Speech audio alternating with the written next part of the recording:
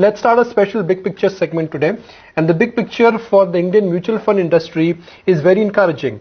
Even though it's gloom and doom and most of the other emerging markets are in some kind of an disarray, and emerging market economies are in a tizzy, Indian investor is now showing has now taken a leap of faith, and it's heartening to see that in this entire fall, SIPs have picked up and domestic institutional investors have been consistent buyer.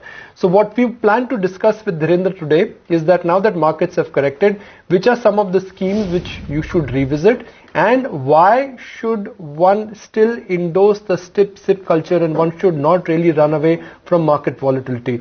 Dhirendra, fantastic to have you back and thank you for joining us. Thank you.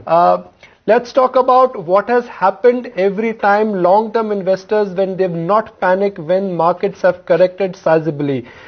Historically, we've seen that volatility is investors' great friend. I just want you to endorse that thought. Yeah, absolutely. It is very encouraging to see that investors looked at the fall as an opportunity, but that actually is the wrong signal. The kind of investor who should be coming to mutual fund, they should not be timing it. In fact, incidentally, on the day of the Black Monday, we saw that after the numbers were reported, we realized that investors actually put money on that day, and fund managers bought there was a significant net flow into the funds. So that is quite encouraging. At the same time, disappointing that a lot of investors, if they are timing it, then it takes very little time to get disappointed. They have a long-term view. At the same time, they are looking at it very closely on a day-to-day basis. Yes, investors did not get did not panic simply because last 1.5, 2 years, the market has been steadily rising, has grown. And after that, last 3-4 months, investors were getting used to a lull phase of the market. So I don't think investors will panic. But I don't think, we can take great consolation from the volume of SIPs that has been built in India in the last 3-4 years. The regulator's incentive to incentivize long-term investment and, spread of equity funds into smaller cities has really worked well. But I think that's a small story. When we look at the full picture, it's a very tiny segment of the story, of the whole, addressable market, which should be coming to mutual fund. And mutual fund is still being looked upon as an opportunistic investment, which is not a great sign, but yes, much better than earlier days. Sure enough. Dhirendra, so tell us, have there been any resilient funds in the recent times? What has actually withstood this volatility that the market has shown off late?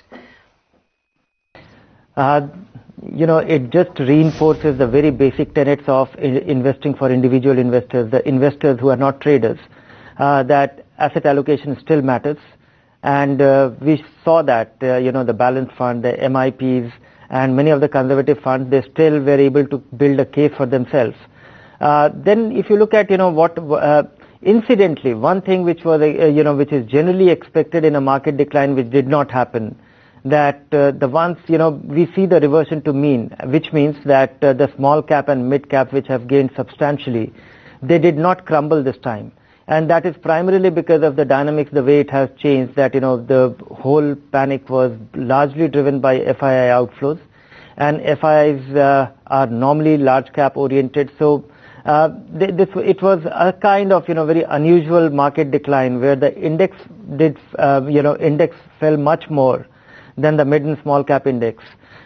So that actually has been a comfort for the individual investor. But I still wonder that how long can it sustain, because that has led to a very different kind of optimism not in the large companies in the country, but a large number of mid-sized and small-sized companies, and that has its own dynamics. I think we'll be checking with Mrinal on that what is the outlook for that, how long can they actually withstand that. Right. So let's look at a list of some funds which have cracked more than 10% or more than 7-8% in last 1 month. And these are some sectoral funds which have cracked: L&T Infra, ICICI Pru BFSI, I reckon that's the banking fund, Franklin Built India down 9%, SBI Magnum Multiplier down 8% in last 1 month, and Reliance Small Cap down about 8%. So Dhirendra, my next basic question is that one should frankly avoid buying into sectoral stroke thematic funds. You don't know which theme will be popular when, you don't know which theme will, fall off the radar. Now these sectoral funds, they offer you a lot of novelty value. They look very, sexy when people market them, but ultimately they also get whipsawed because of the market activity. Yeah, absolutely. That is a basic rule to follow. When investing in mutual fund, the primary rule to follow is diversify. In fact, diversify in such a broad way that, even a mid-cap fund or small-cap fund, though it is not, constrained by any sector, we realize that there is a far higher, scale of cyclicality there. So, primary focus of an investor should be to diversify, and diversify across the market, across capitalization, in a very, without discriminating in any manner. And we see it all the time. In fact, the disappointing part of this whole decline, the kind of top losers that you listed right now, a good number of the sectoral funds or the infrastructure fund are the ones which have struggled anyway. I don't think they made any major, they took any big stride in the last 1.5 years. On top of it, they fell more. One can actually derive some consolation from the small cap that it went up by 100% last year, and now it's slipping by 8-10%. So I don't think investors will be that disappointed. So basic rules remains the same: diversify, invest regularly, don't try and time the market. And this timing instinct, this time round, I saw that it is still alive in mutual fund. And I think it will be good that a large number of investors come into these mainstream funds and they resist those temptations. So when we tweeted about this discussion with you today, a few people did respond back saying that there are a bunch of good funds, a bunch of promising funds. We have also outlined 6 or 7. They don't have infinite funds. They probably want to invest about ₹1 lakh, and they would rather do it in 2 funds at best. So out of the ones that we're going to talk about today, and we'll come to ICICI in a bit because we're also getting Mrinal out there. From the others, there are some 3 or 4 funds like Franklin India Prima Plus, HDFC Equity, or SBI Magnum Multiplier. Or there are some promising funds as have been highlighted, the Mirae Asset India or the Motilal Oswal Multicap as well. Which ones should investors choose? Are these profile based, or are these largely generic?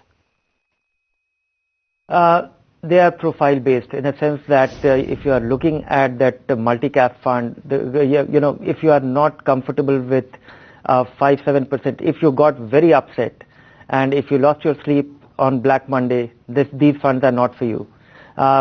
Even before this, I would suggest that investors should, anybody getting started should get started with a balanced fund.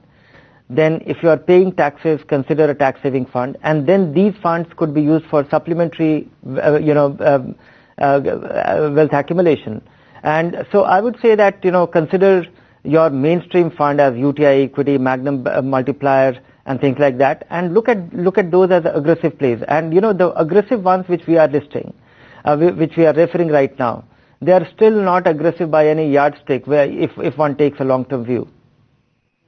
Do you think, I'm going to ask you a very basic question.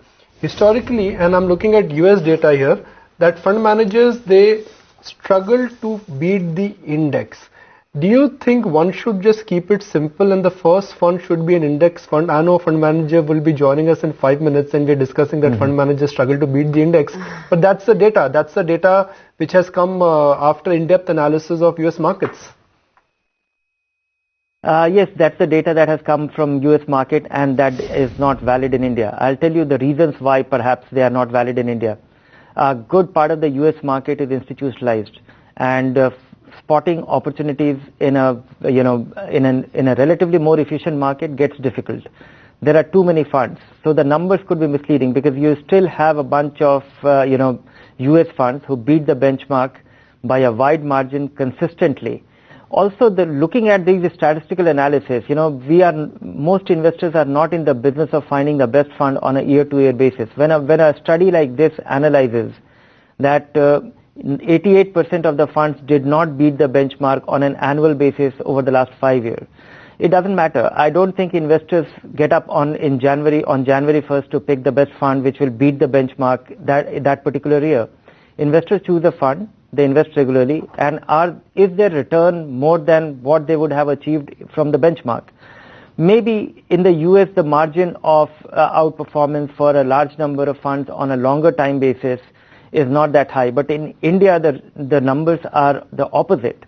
95% of our funds beat the benchmark on any rolling 5-year period, which is very comforting. And I think the reason is, I don't think that, all fund managers are that brilliant.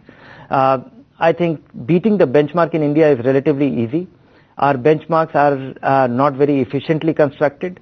And not only that, in the biggest difference is the dynamics or the character of the US and the Indian market.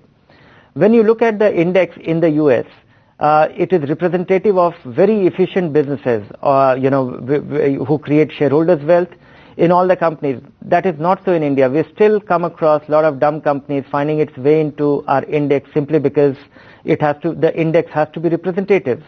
So, and that is why we see a huge churn from our index quite often, primarily because the stock has, look at the kind of recent, elimination, or look at, last 10, 15 years. I find that, 60% of the companies simply disappeared because they are not globally competitive businesses.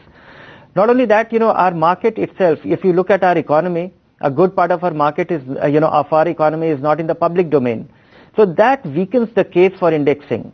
And the numbers is, you look at all the funds which have existed for last 20 years. In fact, barring one, all of them have been able to beat the benchmark by not a small margin, but by a margin of 20%, 20 to 100%. Right. Dhiren, our Twitter feed is buzzing right now, and almost all viewers just want to know that one scheme or fund where they should put in their money right now. I would like to, just hedge myself, and would like to list 3 funds for different objectives. Looking for an interesting balanced fund, consider something like Tata Balanced, or which has a decent track record, ICICI Prudential Balanced Advantage kind. Looking for that, looking for that tax saving fund, because that is going to serve most people's initial objective. For your first 1.5 lakh should find its way there. The fund which I like most right now is Axis Long Term Equity, and 1 or 2 very interesting aggressive funds which are still very diverse. Something like Franklin High Growth Opportunity Fund, or Motilal Oswal Multi Cap 35.